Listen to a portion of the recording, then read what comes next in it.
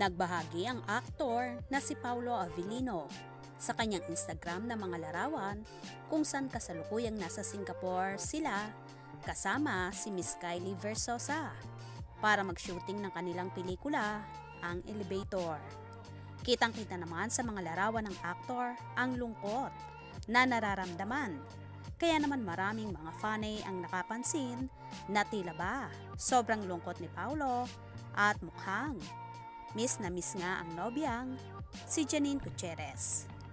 Ilan pang fans ang sabi, dapat daw ay isinama ng aktor ang actress para hindi siya nalulungkot.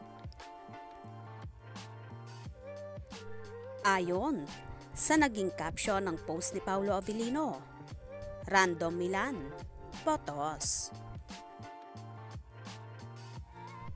Matagal-tagal na rin kasi na hindi namamataan na magkasama ang dalawa, off and on camera.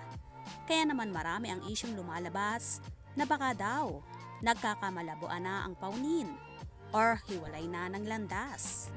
Samantala, sa mga shows abroad ng magkasintahan ay hindi nga sila nakita na magkasama na inaasam pa naman ang kanilang supporters na magkakasama sila ang magtsawa sa mga tour na yon.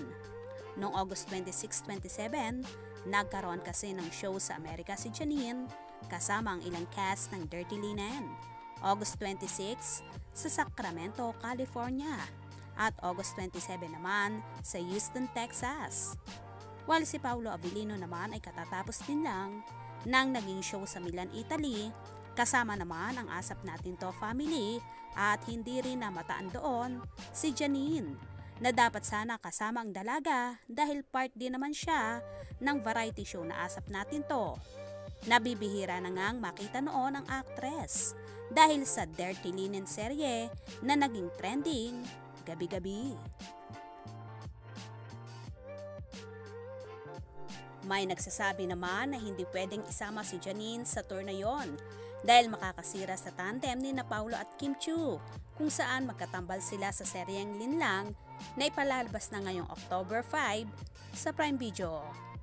Anyway, inaabangan nga ng marami ang ABS-CBN Ball ngayong darating na September 30 kung saan ang ilang fanay ay sinasabing dito na magkakaalaman kung totoo bang may paunin pa or talagang love team na lang ang dalawa.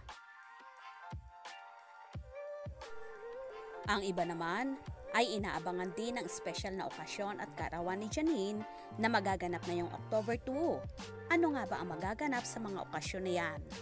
Magkakasama pa ba kaya sina Janine at Paulo lalo sa kaarawan ng actress? Or magpapaasa na lang ang magjowa sa kanilang mga tagahanga? Ano kaya sa palagay nyo? Kayo na ang bahalang humusga. Kaya naman tumutok at wag na wag pahuli sa mga maiinit na kaganapan, especially sa paunin updates. Mga ka-scoop, anong inyong magiging reaction sa bidyong ito? Comment below.